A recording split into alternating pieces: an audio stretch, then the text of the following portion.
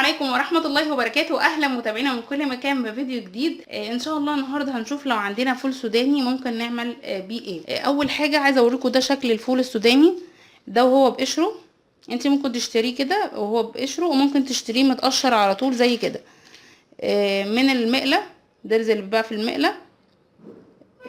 وبيقولوا عليه اخواتنا في الخليج برضو اللي هو كوكاو. طبعا انت لما بتشتريه بقشره بيبقى سعره اقل او ارخص لما بتجيبيه متقشر. انا جبته كان عندي، طبعا احنا في العيد عندنا معروف او من مشهور ان احنا عندنا التسالي.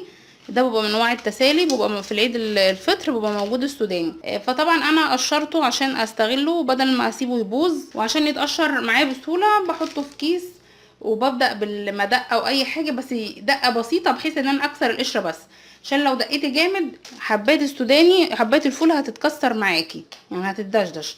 فانتي بسيط كده وبتقشريه ويتقشر معاكي باذن الله. فانا عندي كميه من العيد، ففي خزنتها. ممكن انت تخزنيها ازاي؟ انا خزنت شويه والباقي ده قلت اعمل معاكم وصفه. ان انت بتجيبي كيس، حاجه بسيطه جدا. نشيل دول بقى، خلاص احنا عرفنا شكلهم.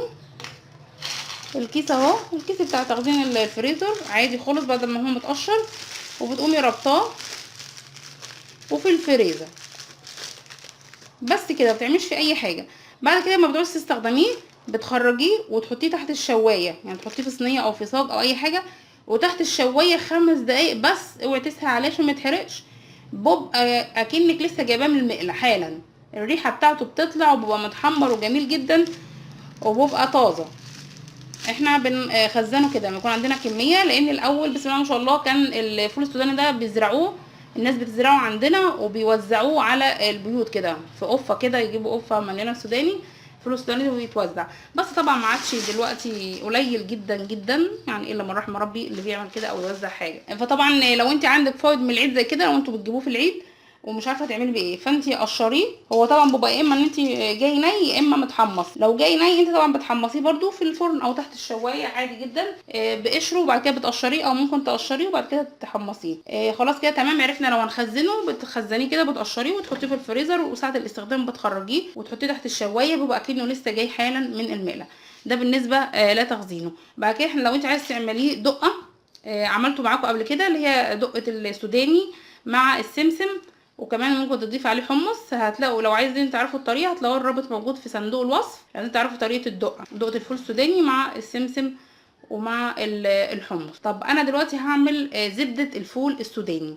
زبده الفول السوداني اللي عارفها او بيشتريها بتبقى غاليه جدا، بنشتريها من السوبر ماركت، وهي بتبقى طعمها جميل قوي ومغذيه جدا للاطفال.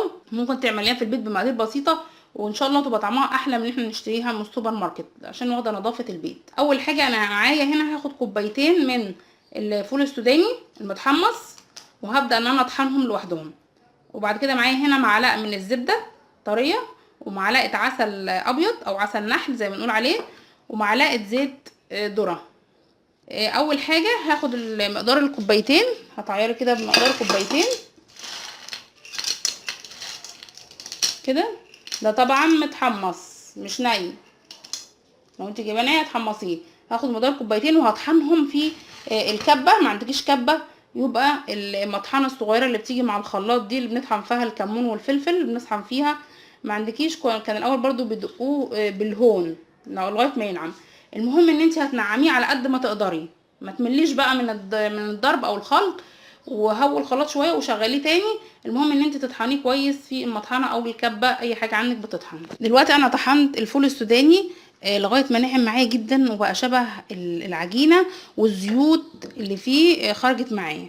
لو تشوفوا كده بقى ناعم جدا وبدات الزيوت بتاعته تطلع. دلوقتي بقى هضيف العسل وهضيف الزبده ومعلقه الزيت، ودي بقى الكميه طبعا دي تبع الكوبايتين يعني. هضيفهم بقى واخلطهم مع بعض كويس قوي. ممكن تخلطوهم على فكره في الخلاط، يعني بعد ما تطحني السوداني تخلطي بقى بقيه المكونات في الخلاط عادي جدا. وهجيب دلوقتي ذره ملح صغيره جدا، ذره ملح بين ايديا اهو. اخلطهم بقى كويس قوي. خلاص كده ده بعد ما طحنتهم كده مع بعض. بسم الله. طبعا انت بقى عندك برطمان يكون معقم وتفضيه فيه، هيقعد معاك ان شاء الله فتره حلوه برضو، مش هيجرى له حاجه. غير ما بنجيبه مثلا من السوبر ماركت بيبقى عليه مواد حافظه. ده انت كده ضمناه عاملاه في بيتك ومفيش مواد حافظه.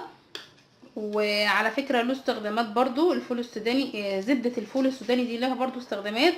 بتدخل فيه في كيكه بزبده الفول السوداني. في كمان تشيز كيك بزبده الفول السوداني. في بسكويت الفول السوداني لها استخدامات بعد ما تعمليها كده برضو كمان. بس طبعا انت اللي عايزه تستخدميها على طول. جميله جدا بقى في السندوتشات او على عيش توست بتاكليها، بتبقى فيها قيمه غذائيه جميله جدا ومغذيه للاطفال. يعني انت بس لو عملتها كده وللفطور مثلا او لسندوتشات الاولاد او على عيش توست تبقى جميله جدا. بنشتريها طبعا بالشيء الفلاني. طبعا هي قوامها فيه شويه يعني المكسرات هتحسيها بقى بطعمها فيها جميله جدا، غير مثلا اللي بنشتريها بتبقى ناعمه قوي. هي دي بس هتفرق ان عشان طبعا هم عندهم مطاحن او حاجات عاليه بتطحن جامد جدا، فعشان دي مطاحن البيت فبتحسها بالمكسرات بس بتبقى طعمها جميل برضو لان انت حاسه بطعم المكسرات عاملاها طبعا بنظافه البيت.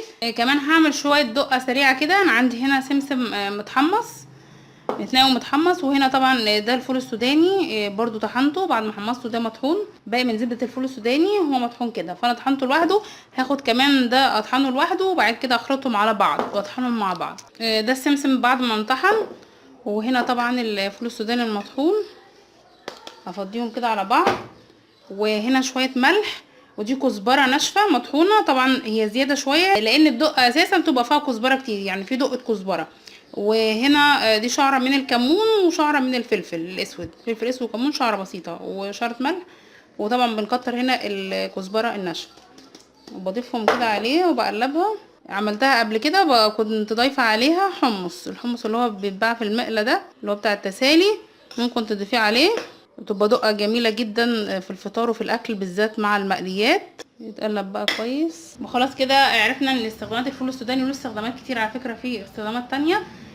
عرفنا ازاي بيتخزن وعملنا منه دقه السمسم مع دقه الفول السوداني، وعملنا زبده الفول السوداني. وكمان بيستخدم في الحلويات.